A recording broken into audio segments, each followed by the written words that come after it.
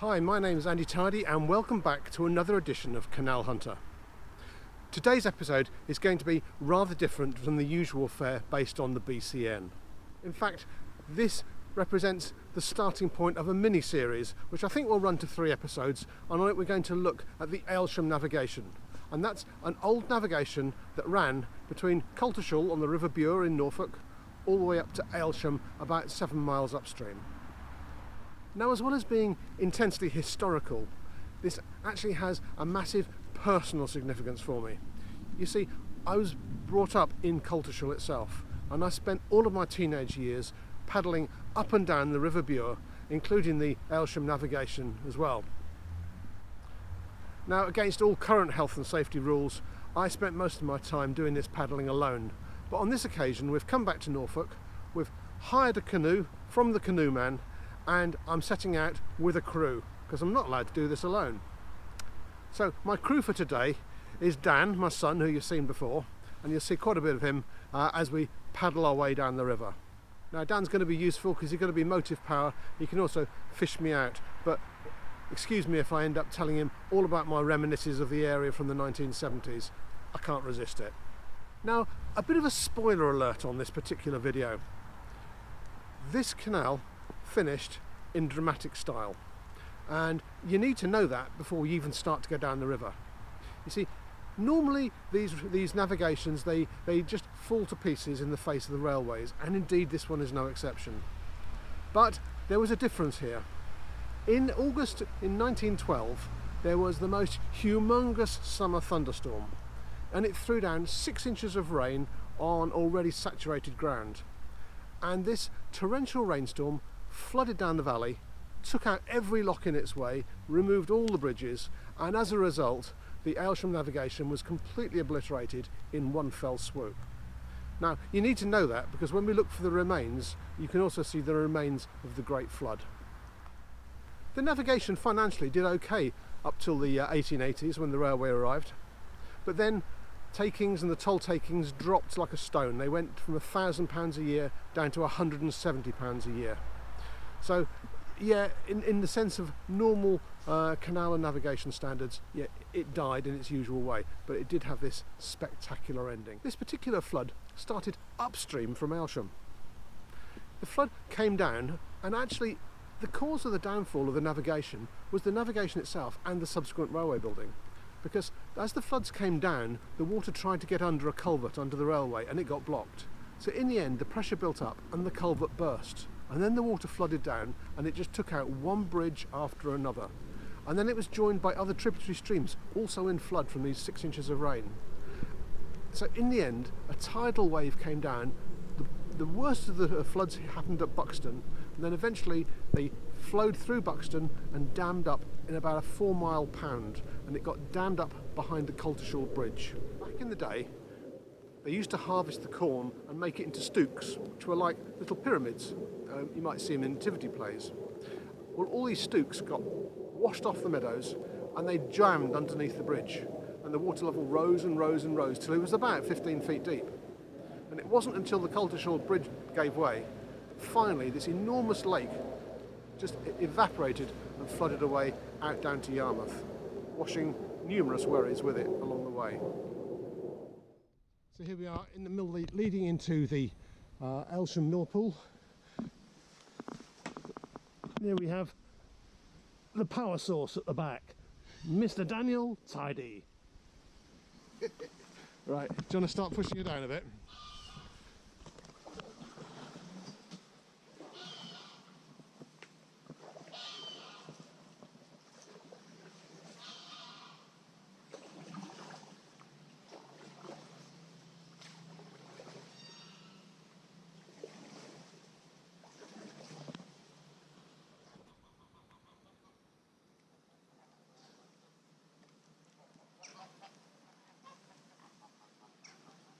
This is Aylsham Staithe, so this is the very first start of the canal navigation heading downstream.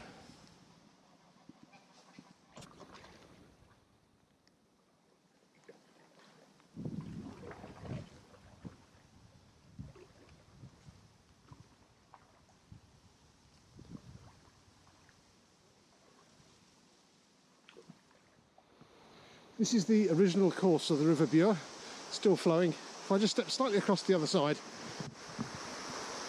this is the course of the navigation.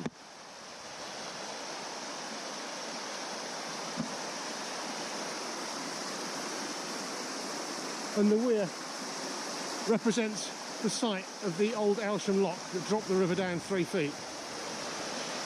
You can shoot it, but I've got to be honest, today there's a lot of water floating around. We're not used to the boats, so we took the cowardly way and we've come around to the portage.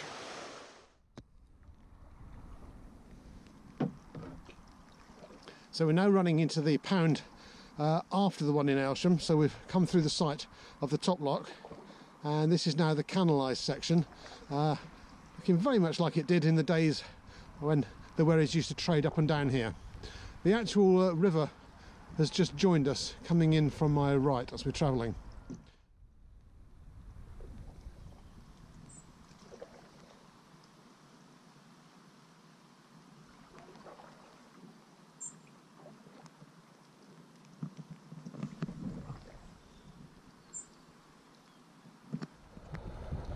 One of the lovely things about messing around on boats is you see some great sights. Here we are, coming down the Aylsham Navigation, and this is the Aylsham sewage outlet. As Dan says, let's not fall in. We're coming down the river here. It looks pretty narrow, but actually, if you look beyond the reeds, you can see the built-up banks from when the river was widened and enlarged.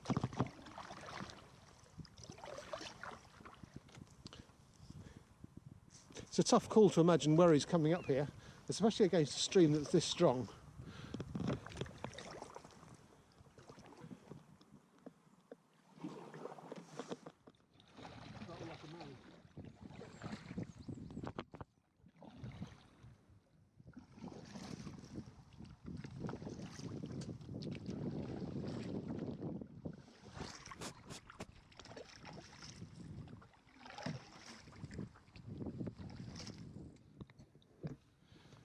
That's Bure Bridge ahead, you know.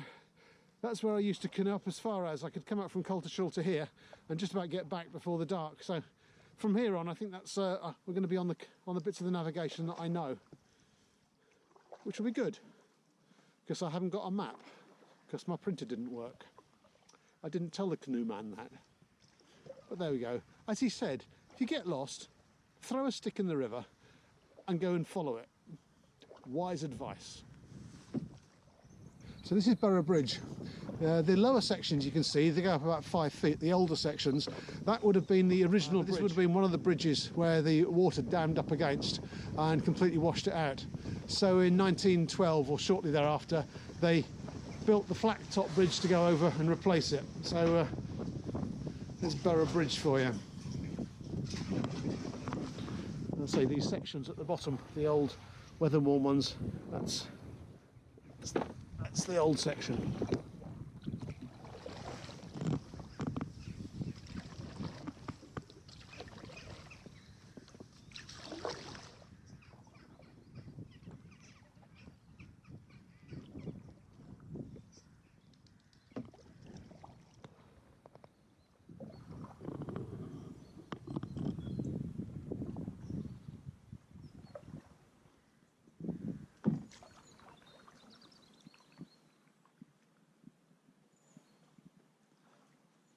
Do you know there's been a bridge on this site for hundreds of years?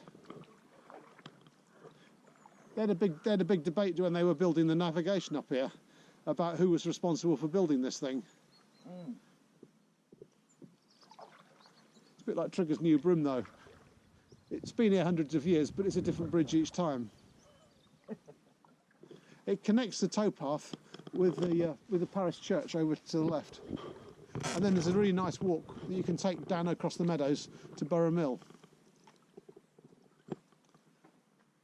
There's a name for this bridge actually, and I can't remember it, which is a bit pathetic, but I can't.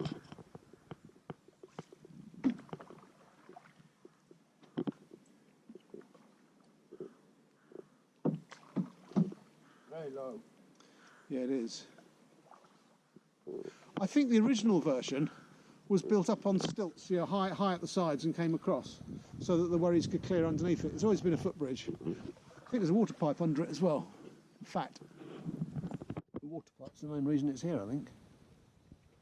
I mean, if you repaired the locks and you could bring boats up here and you could moor up here next to Borough Church, it'd be a fabulous spot, miles from anywhere. So peaceful. I think that the lock is just round the corner. There's an old mill here. It's probably the most original mill on the canal, on the navigation. It's here in the Doomsday Book, but it's really unusual. It's got loads of little ridges on the roof, or lots of little ridge levels. But it's not there, so I think I better put the camera away and get on with paddling.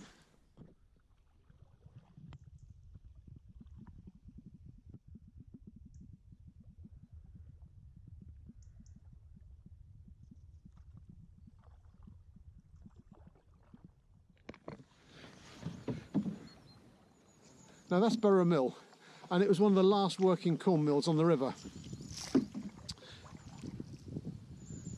In fact, it's even got the working mechanisms inside it, because they put a BBC series together about 10 years ago, and they had to recog all the old gear wheels in it.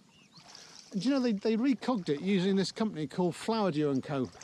And I remember my dad used to call out Mr. Flowerdew to come and repair all the drive belts in the Granaries. And if you could see the building that's kind of on the left-hand side of it, the lean-to section, it's got a little locum out of it. That was where the water mill used to be. I think it's about 14 feet wide. It's quite a big water mill. Well, or water wheel.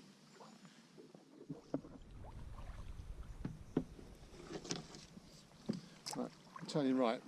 Yeah, no.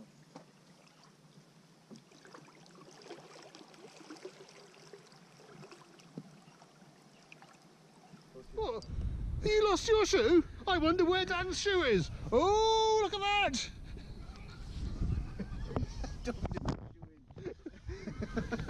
Possibly. It is actually. Oh, it's squelching.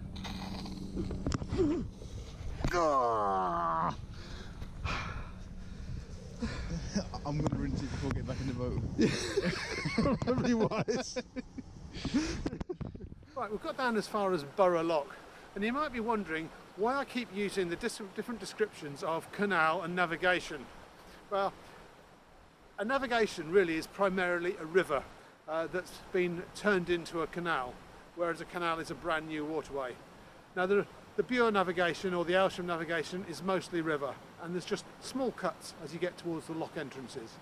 And I'm now standing at the site of the second lock from the top, which is Bure Lock. Each lock dropped about 5.5 feet. This one was no exception. And this is another one of those locks that got washed out in the 1912 floods.